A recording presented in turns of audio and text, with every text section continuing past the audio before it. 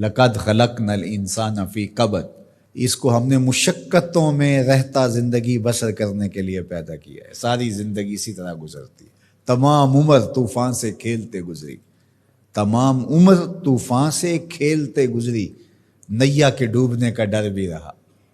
ساری زندگی اس کشمکش میں گزرتی ہے۔ یہ حقیقت انسان اگر قرآن کی اس فکر کے مطابق جو بتایا ہے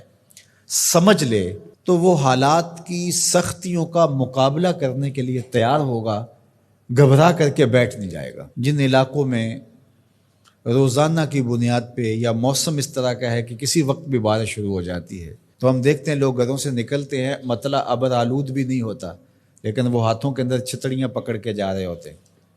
کہ موسم کسی وقت بھی تیور بدل سکتا ہے، تو ہمارے پاس چھتری موجود ہونی چاہیے۔ دیہاتوں کے اندر جنگلوں میں رہنے والے لوگ جب گھر سے باہر نکلتے ہیں، ڈیرے کو جاتے ہیں، تو ایک عصا ساتھ رکھتے ہیں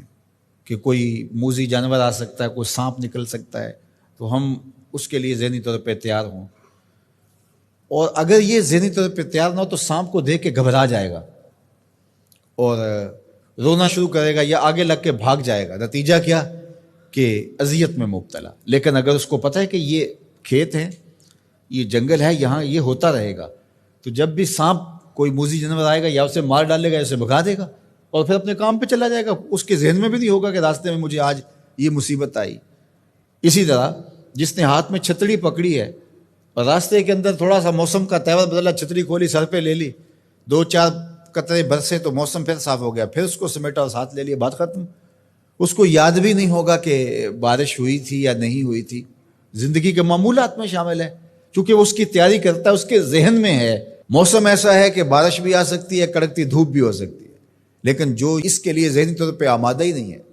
اچانک نکلتا ہے تو بارش آ جاتی ہے تو پھر وہ گھبرا جاتا ہے، کبھی دیوار کے ساتھ لگتا ہے، کبھی کسی شیڈ کے نیچے ہوتا ہے، کبھی کچھ کرتا ہے، کبھی کچھ کرتا ہے، اور کپڑے بھگو کے واپس آتا ہے گھر، اور آتے ہی کہتا ہے مجھے گرم دودھ دو، مجھے تو سردی لگ رہی ہے، اس لیے کہ وہ ذہنی طور پہ تیار نہیں تھا،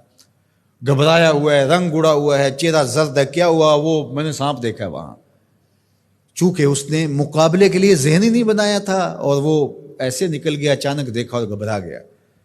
اسی طرح آپ کوئی کام کرتے ہیں کسی فیکٹری میں، ذمہ داریوں کا بوجھ آپ کے سر پہ، آپ کو پتہ ہے کہ یہاں مسائل ہوں گے، مصائب ہوں گے، 2 لوگ الجھ سکتے ہیں، مسائل ہو سکتے ہیں، کوئی خیانت ہو سکتی ہے، جھوٹ ہو سکتا ہے، لوگوں کا آپس میں تناؤ ہوگا، آپ ذہنی طور پہ یہ سارا میں نے فیس کرنا ہے، تو یہ جب ذہن ہوگا تو پھر آپ اس کو ایک روٹین کے عمل کے طور پہ کرتے رہیں گے تو گھبراہٹ نہیں ہوگی۔ لیکن اگر آپ اس کے لیے تیار نہیں ہوں گے تو پھر آپ کو بہت تکلیف ہوگی۔ تو اللہ تعالیٰ نے یہ پہلے ہی بتا دیا، ہم نے تمہیں ڈیزائن اس طرح کیا ہے کہ یہ تمہارے ساتھ زندگی میں سب کچھ ہونے والا ہے، تکلیفیں بھی ہیں، آلام بھی ہے، حسد بھی ہے، بغض بھی ہے، کینہ بھی ہے، حقد بھی ہے، نفرت بھی ہے، اپنوں بیگانوں کا شر بھی ہے، شریکہ برادریاں بھی ہیں، دشمنیاں بھی ہیں، حالات کی ٹھوکریں بھی ہیں، غربت بھی ہے، امارت بھی ہے، بیماریاں بھی ہیں، صحت بھی ہے، سب ساتھ چلتا رہے گا، زندگی کے ساتھ کتنا کچھ جڑا ہوا ہے، تو پھر اس کو گھبراہٹ نہیں ہوگی۔ تو یہ زندگی کے ساتھ جڑی ہوئی چیزیں ہیں۔ لقد خلقنا الانسان فی کبد، تمہیں پیدا ہی کیا گیا ہے مشقتوں میں رہتا ہوا، اذیتوں سے تمہیں گزرنا ہی پڑے گا، کشاکش حیات کا مقابلہ کرنا ہی پڑے گا، دکھوں سے پالا پڑے گا تمہارا، ان دردوں سے بھی گزرنا پڑے گا، بلکہ ان آبلوں سے جی گھبرا گیا تھا، ان آبلوں سے جی گھبرا گیا تھا، دل خوش ہوا راستہ پرخار دیکھ کے۔ تو وہ تو پھر خوش ہوتا ہے بندہ مشکلوں کے اندر بھی، بندہ مومن کو تکلیفوں پر جو اجر دیا جاتا ہے اگر اسے پتہ چل جائے تو وہ آرزو کرے کہ تکلیفوں میں ہی رہو۔ میرے اور آپ کے آقا و مولا فرمایا جو شخص قرآن پڑھتا ہے اس کو اجر دیا جاتا ہے، اور جو قرآن پڑھتا ہے یتتعتع فیہ، تو وہ اڑتا ہے، پھنستا ہے اور وہ اٹکتا ہے، لکنت آتی ہے، فرمایا اللہ اس کو 2 اجر دے گا۔ ایک تو اجر اس کو ملا جو قاریوں کی طرح فر پڑھتا جا رہا ہے، اور جو پڑھنا چاہتا ہے لیکن زبان عجمی ہونے کی وجہ سے لکنت پیدا ہوتی ہے تو اڑ کے پڑھتا ہے، تو اللہ ثواب بھی 2 عطا کرے گا۔ اللہ اکبر! تو یہ اللہ کا نظام ہے،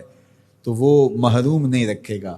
تو جو تکلیفیں پہنچتی ہیں، جو آلام آتے ہیں، جو اذیتیں آتی ہیں، اس کا میرے اللہ نے صلہ رکھا ہے۔